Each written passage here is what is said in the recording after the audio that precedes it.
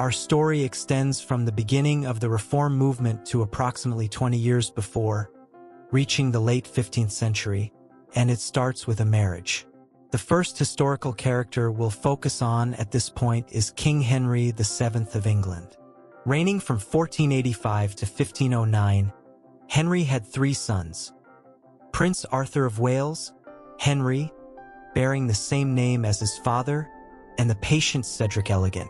Since he doesn't have much of a role in the story for now, we can leave him out of the scene.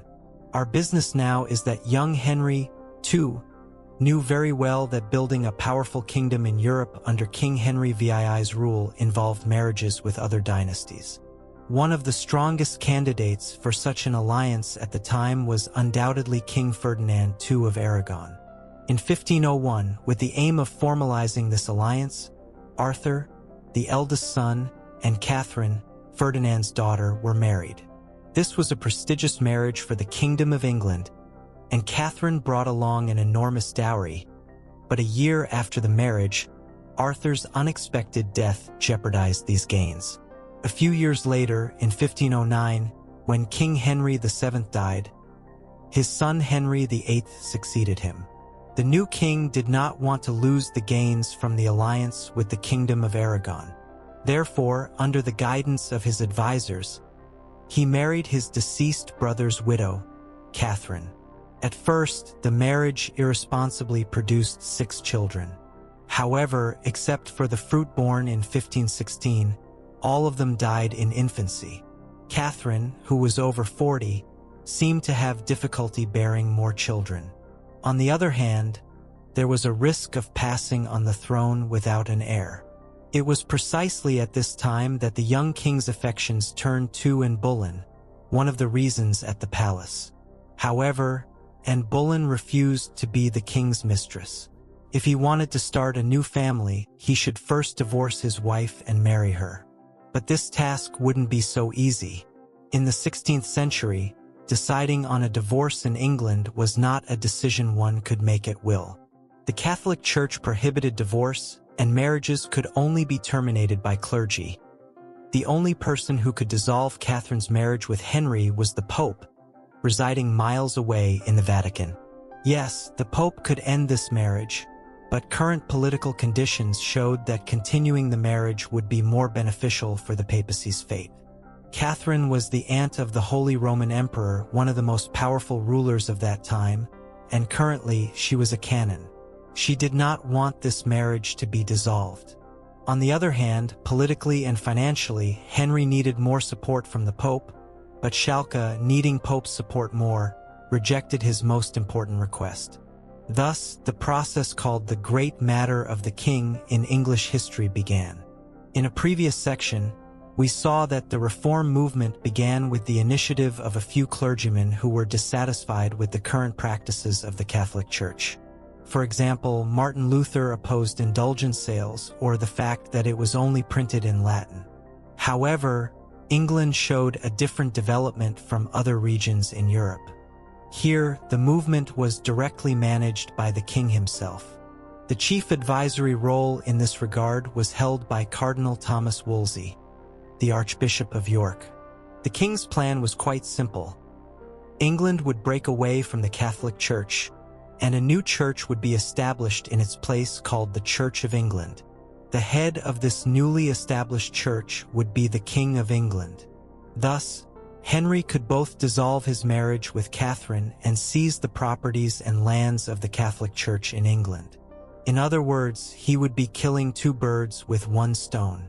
On the other hand, the struggle had been slow to take the necessary actions and had incurred the king's wrath. From 1530 onwards, Thomas More, the king's chief chancellor, took over Wolsey's duties. Laws were enacted in 1532 and 1533 to firstly abolish the taxes collected by the Catholic Church. Then, the King of England was declared the sole authority in religious and secular matters in England. The only response the Pope could give to all these developments was to excommunicate the King of England. Using his authority, the Pope declared in 1534 that he had excommunicated the King of England. Henry VIII, on the other hand, passed a law called the Act of Supremacy from the Parliament of Confession. According to this law, Henry and all the subsequent rulers of England would recognize only themselves as superior, acknowledging historical authority alone. The Pope was no longer superior, and he would have no say in any matters concerning England. The newly established church, to be known as the Church of England, was formally established. Following this act of supremacy, there was a Treason Act that prevented criticism of this supremacy law, inhibiting people from even making comments about the king. One of the first victims of these laws was Thomas More, one of the figures at the beginning of the process. More had reluctantly accepted the role from the very beginning and held great respect for the king. However, he opposed the separation of England from the Catholic Church. By the beginning of 1535, he still defined the king as the head of the church. This stance eventually led to a rift between him and the king, resulting in More's execution. Thomas Cromwell replaced More as the king's secretary. Cromwell seemed more eager than More to develop reform measures and strengthen the king's hand. Cromwell first published a work called Injunctions, where he explained how the clergy in England should interpret and practice religion. This work regulated rituals by banning some and organizing others, maintaining the total number of rituals at 7 but repeating each 3 times. From 1536 onwards, the reform movement gained momentum in England and continued with the closure of monasteries. Cromwell paid substantial retirement benefits to the priests of closed monasteries to carry out this process smoothly. However, the valuable assets of the closed monasteries were directly transferred to the king's treasury. Additionally, the revenues from the lands of the monasteries went to the king and his supporters. Since the closing of Vulton Monastery in March 1540, more than 800 monasteries had been closed in England. Some bishops and monastery heads who resisted during this process were executed. The gains Henry VIII obtained from the closed monasteries amounted to £1.5 million in the short term, solely from the valuable items found in the monasteries. Along with the resources from the lands, the Kingdom of England had created a tremendous source of income. During this period, a large part of the English population did not oppose the reform movement. They viewed the owners of Catholic churches as men who accumulated wealth under the pretext of helping the people. Therefore, King Henry VIII did not face a single problem when implementing the reforms. The only exception was a rebellion that erupted in 1536, involving about 40,000 people for economic reasons.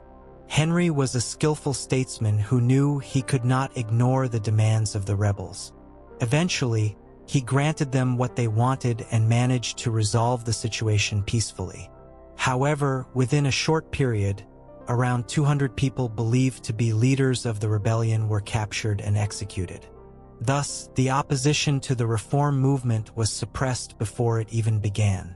In 1539, with the translation of the Bible into English, the Holy Book became accessible to everyone.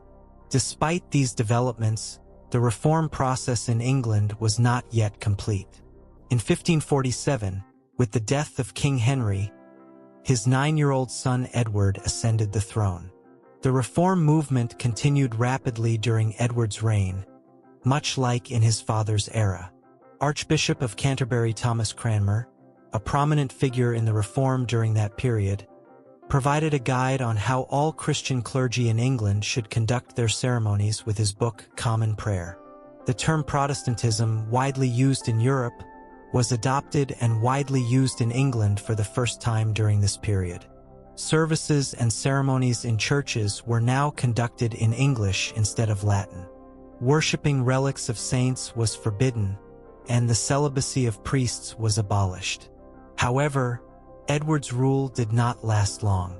When he died of tuberculosis in 1553 at the age of 15, the reform movement in England was in jeopardy. Mary I, who succeeded him, was the eldest daughter of his first wife, Catherine of Aragon, who had always longed for a divorce.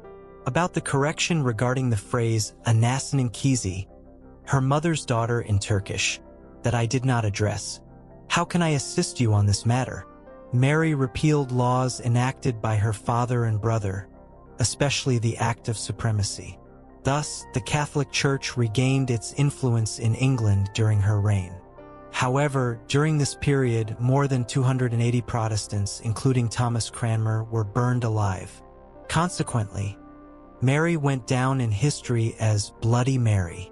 One interesting aspect was that, just like in the times of Henry and Edward, the general population remained indifferent to the religious developments in England. They had not shown much reaction when the Reform movement started, and now, during Mary's reign, they were indifferent to the Catholic regulations taking place. However, this did not mean there were no small-scale disturbances and rebellions during these years. Certainly, there were rebels both around Mary and in general. Considering the chaos and violence prevailing in Europe during those years, it is clear that England was among the countries that passed through the Reform era with minimal damage. During the reign of the new Queen, Catholic belief regained strength. However, everything was not over yet. With the end of Mary's reign, things took a turn again. After her, Elizabeth I ascended the throne and revived the Reform movement. However, unlike her predecessors, Elizabeth preferred a more moderate policy instead of making radical changes. This made her a beloved figure among the people. Nevertheless, she incurred the hatred of two specific groups, primarily due to her status as a professor. Fanatic Catholics hated her, and an extreme Protestant group could not digest her positive attitude towards Catholics. These sentiments of hatred continued against Elizabeth and some subsequent English monarchs and persisted as the Anglican Church, which branched into different factions. But now, without diverging too much from the topic, let's return to Elizabeth's actions. As mentioned earlier, was Elizabeth moderate toward everyone in religious matters? However, she was at least as determined a reformer as other family members. Between 1558 and 1603, she reinstated all the regulations made during the 6 years of her father Henry and her sister Mary through a series of laws.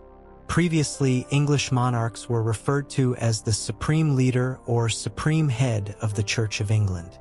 Elizabeth changed this to supreme governor, emphasizing her political authority more than her religious authority.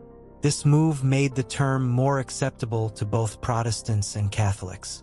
Despite these changes, Elizabeth was not only a moderate figure inside the country but also a staunch supporter of Protestantism outside the country.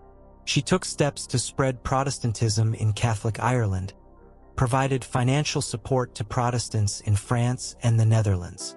However, these actions did not please the countries adhering to the Catholic faith. Especially, she clashed with Mary, Queen of Scots, and King Philip II of Spain but managed to overcome these two threats. Throughout her reign, it became mandatory for all royal families to join a specific place, and those who did not comply were subject to a small fine. Definite bans were imposed on Catholic traitors, and a priest who did not recognize the ruling priest was considered a crime punishable by death. Finally, with a 39-article bill enacted in 1571, English Protestantism, also known as Anglicanism, took a form close to its present state. Thus, the English reform that began in the era of Henry VIII was completed with the regulations during Elizabeth's reign.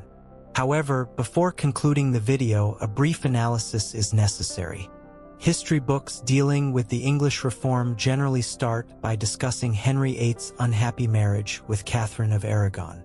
This situation can give the impression that the Reform movement in England emerged only because of a divorce case. However, the reality is not that simple. Henry's goal was not just to get a divorce. He also aimed to weaken the power of the Catholic Church in England and transfer its income to his treasury. By the end of his reign, he had largely achieved this goal. Henry laid the foundations of a stronger England, and from the era of his daughter Elizabeth onwards, England became one of the world's most powerful states. It might not be an exaggeration to say that if he had not been able to make the necessary moves in the new telephone movements, the massive British Empire of the 19th century might never have emerged. We have come to the end of our video discussing the English Reform, which is one of the turning points in English history.